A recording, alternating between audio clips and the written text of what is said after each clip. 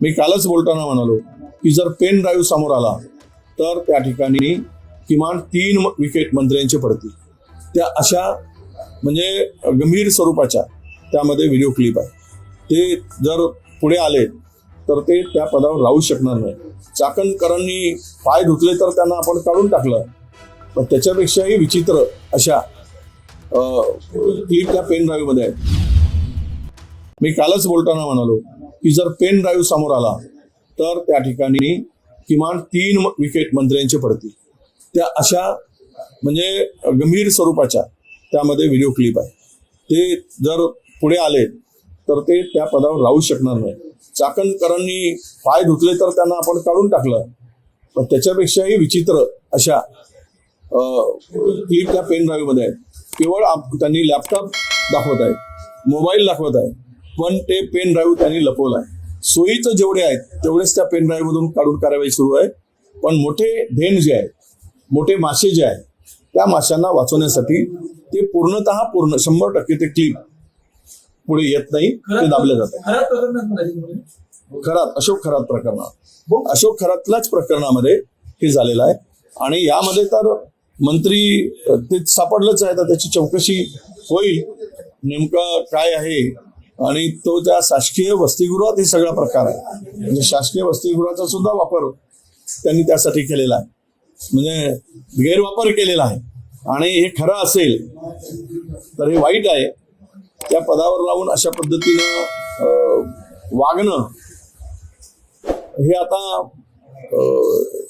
त्याची विकेट काढतात की त्याला पुन्हा टीम मध्ये ठेवतात, याचं उत्तर मुख्यमंत्री देऊ शकतील.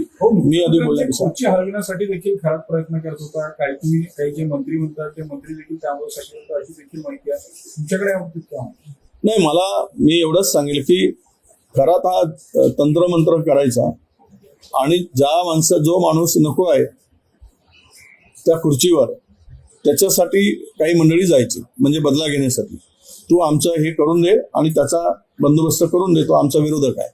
कदाचित होऊ शकतं की मुख्यमंत्र्यांच्या विरोधकांनी हे तंत्रमंत्र करायचा प्रयत्न केला असेल, पण अधिकृत माहिती तशी माझ्याकडे कुठेही नाही. पुणे जमीन घोटाळा जे प्रकरण आहे त्याच्यात काही निष्कर्ष समितीच्या अहवालात आलेले आहे. मुंडवा